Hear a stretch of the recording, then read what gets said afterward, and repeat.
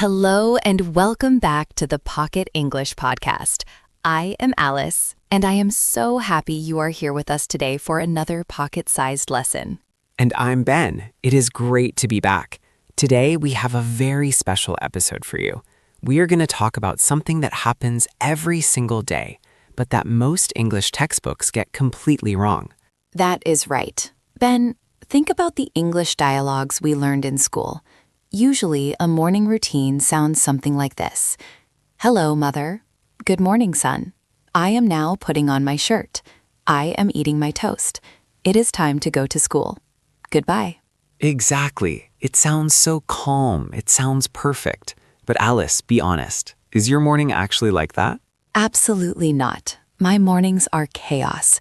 It is usually more like, we are late. Where are your shoes? Grab your bag. The bus is coming.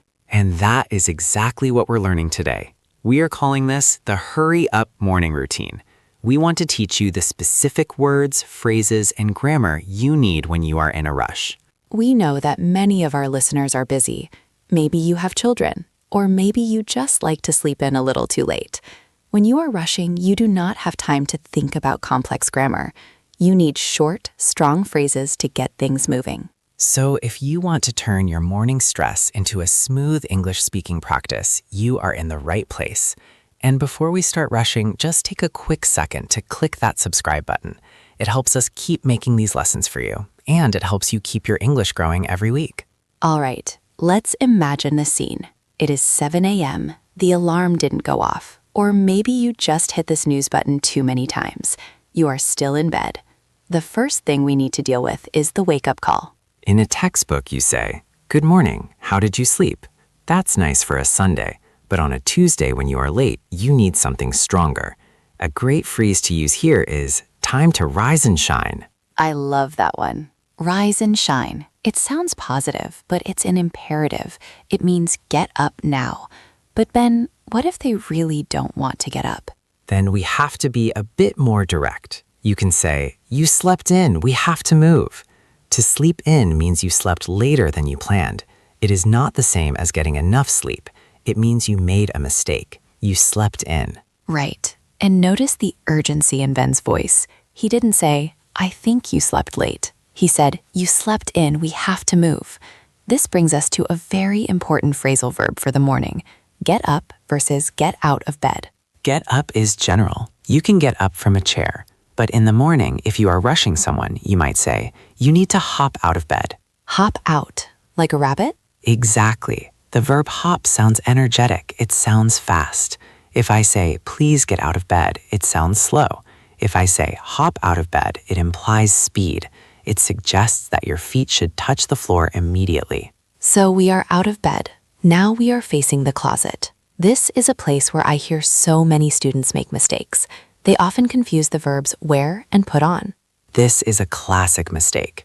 I often hear students say, hurry up, wear your shoes. But that is incorrect. Wear is a state. I am wearing a shirt right now. I am not doing anything. The shirt is just on my body. The action is put on. So if you are in a rush, you must use put on. Put on your socks. Put on your jacket. But then put on still feels a little bit neutral. Is there a faster version? Yes, there is. If you are really late, you can use the phrasal verb throw on. Throw on, like throwing a ball? Yes. To throw on clothes means to put them on very quickly without caring too much about how they look. You might say, just throw on a t-shirt and let's go. That is a great tip. Just throw on some jeans. It relaxes the situation. It tells the other person, do not worry about fashion, just worry about speed. Another verb we need right here is zip up and button up.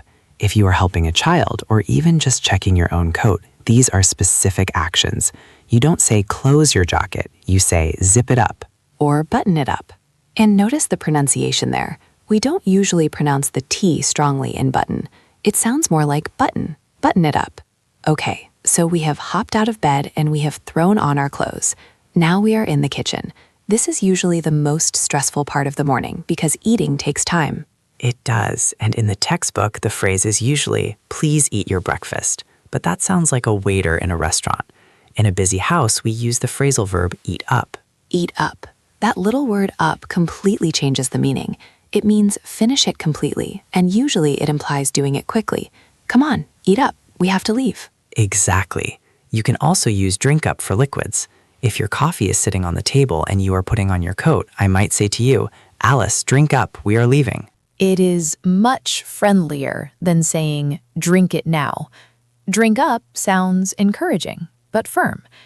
Now, Ben, what about the items we need to take with us? The keys, the bags, the lunchboxes? This is where we use the verb grab. This is one of my favorite verbs for busy moments. In standard English, we say take. Please take your bag. But take is slow. Take is gentle. Grab implies a quick hand motion. Grab your bag. Grab your lunch. It sounds dynamic. It gives the listener energy. If I say to you, Alice, please take your shoes, you might move slowly. If I say, Alice, grab your shoes, you will likely move faster. So let's look at a pattern you can use here. It is the checking pattern. When we are rushing, we tend to forget things.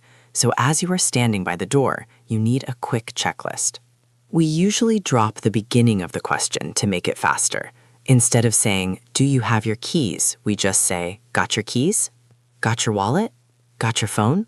Exactly. It is short, punchy, and natural. Got your lunch? It is a great way to do a final check without wasting breath. Now, let's talk about time. This is the main enemy in the morning. We are always fighting against the clock. There are two phrases I want everyone to learn today.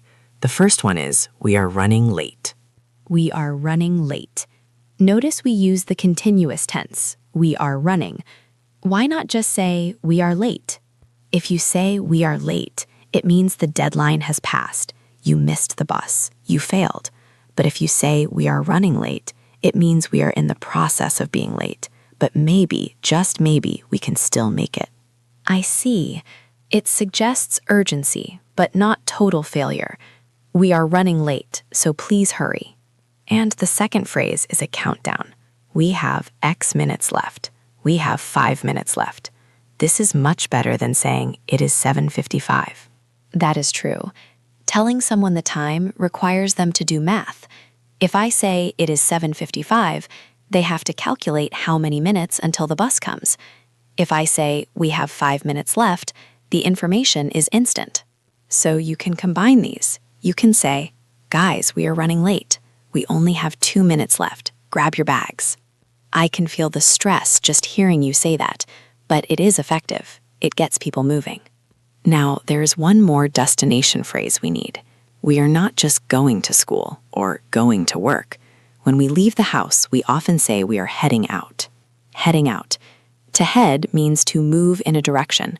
So I am heading out means I am physically leaving the building right now. You might shout this to someone in another room. I'm heading out. See you tonight. Or you can use it as a command. Okay, everyone, we are heading out in 1 minute. Shoes on. Perfect. So we have built a really strong vocabulary list here. We have rise and shine, throw on, grab, eat up, running late, and heading out. But knowing the words isn't enough. You have to be able to say them when your heart is beating fast and you are looking for your car keys. So we are going to do a little practice. We call this pocket practice. We are going to simulate a stressful morning. I am going to be the timekeeper. I will tell you what is happening, and I want you to say the correct phrase out loud. Don't worry if you are on the bus or walking your dog. Mumbling it quietly is fine too. Okay, are you ready? Let's imagine the situation. It is morning. You walk into the bedroom and the person is still asleep. You need to be nice but firm. What do you say? Time to rise and shine. Great. Now they are awake, but they are moving very slowly. You need to tell them to get their feet on the floor immediately. Use the rabbit verb. Hop out of bed. Nice. Now they are standing there looking at their clothes, trying to decide what to wear. You have no time for fashion. Tell them to put on a t-shirt quickly. Just throw on a t-shirt. Excellent. Now you are in the kitchen. They have half a glass of milk left. Tell them to finish it quickly. Drink up. Okay, you are at the door. You need to check if they have their bag. Ask the short question. Got your bag? And finally, look at the clock. You only have 60 seconds. Tell them the status. We have 1 minute left. We are heading out. Whew, I feel like I need a coffee after that, but you did great. That was intense, but that is real life, and that is what Pocket English is all about. We want to prepare you for the real moments, not just the classroom moments. And remember, the way you say these things matters too. You can say, "We are running late," with a smile. It doesn't have to be angry. It's just about energy. Exactly. You are the captain of the morning ship. Your English helps steer the ship out of the port safely. I really hope you try these phrases tomorrow morning. In fact, that is your challenge. Tomorrow, when you are getting ready, try to narrate your routine using at least 3 of these new verbs. You can talk to yourself in the mirror. Say, "Okay, I am throwing on my jacket. I am grabbing my keys. I am heading out." It might feel a little silly at first, but connecting the English words to the physical action is the best way to remember them. Your body remembers what your brain learns. That is so true.